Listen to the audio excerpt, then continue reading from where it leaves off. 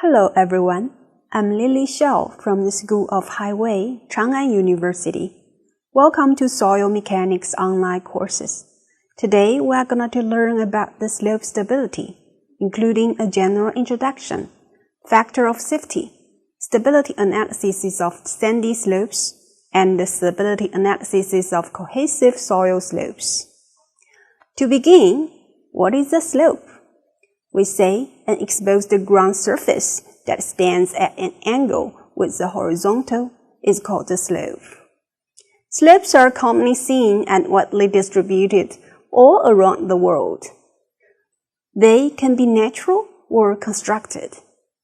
The formation of natural slopes is generally due to geological features of the earth, such as gorges, riverbank, mountain slopes, etc. The human activities like construction of highways and railways, embankments, earth dams, levees, and canals also create all kinds of man-made slopes. As it is shown in the picture, slopes are common along highways in mountainous areas due to filling and cutting, and open pit result in steep slopes in mining areas. Why try to understand slopes? Slope failure could be a disaster. If the ground surface of slope is not horizontal, a component of gravity would cause the soil to move downward under some circumstance, and it might result in severe consequences. Let's see some slope failure events. The first one is a landslide happened in a mountainous area in Zhejiang province in China in the year 2015. The landslide slipped downward with a volume of 3 million cubic meters in total. 27 houses were buried, 26 people dead, 11 others were lost in the event, and highway nearby was blocked for a few days. The second one shows a more severe consequence to transportation in the U.S. The landslide totally blocked the highway, and it was hard to recover. Slope failures not only happen in mountainous areas, but also in relatively flatter places in urban areas. The third case happened in an industrial park in the city of Shenzhen, 2015. 22 buildings were buried and 27 people were lost.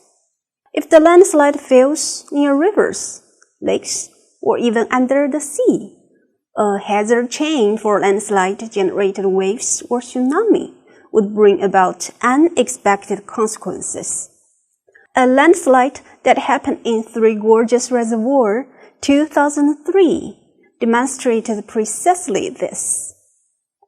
Due to the water level changes, the whole rock and soil mass slipped into the river.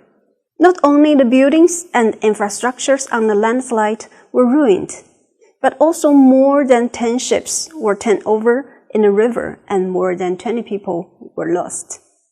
In order to have a better understanding of the danger of landslide and its hazard chain, we use a computer simulation video to show the process of the disaster. An earthquake-triggered landslide rushed into Lituya Bay in Alaska, generating a giant tsunami as high as 500 meters, the highest wave run-up in recorded history. You may ask, what causes slope failure and what can we do to alleviate the landslide hazard and reduce the risk? First, the causes of slope failure are diverse.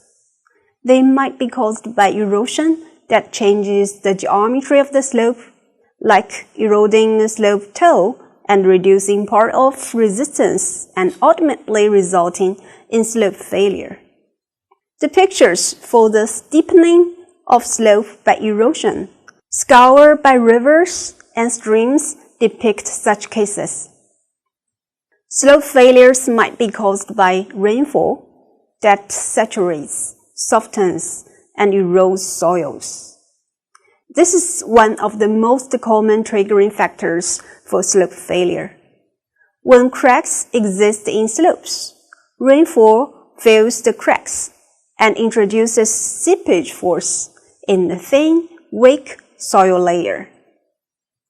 Slope failures can also be caused by loading or unloading, such as construction, excavation at the toe, earthquakes, or rapid drawdown. Excavation at the slope toe is pretty typical for highway slopes.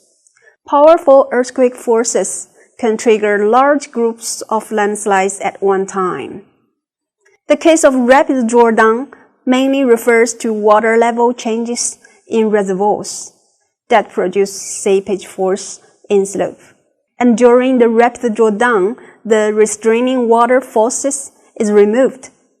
So, bank slopes are more likely to fail under the double adverse effects. To further understand the slope, let's see the types of slope failure that closely relate to the slide's consequence and hazard risk.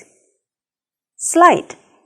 This is the slope failure where one or more blocks of earth move down by shearing along well-defined surface of rupture or thin shear zone.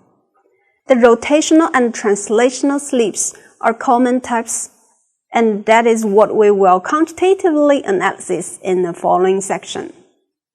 4. The rock fragments separate from the main rock and fall down a slope. This often occurs in steep rock slopes, and it is usually triggered by water pressure or seismic activity. Topple. This is similar to faults. It begins with a mass of rock or stiff clay rotating away from a vertical joint. Flow is a downslope movement of earth material that is similar to a viscous fluid. Due to the flow-like behavior, it can move far away. Spread. Blocks of rock or sediment separate and move apart as they move outward on a gentle slope, usually slowly with limited total displacement. That's all for today. Thanks for your attention. See you.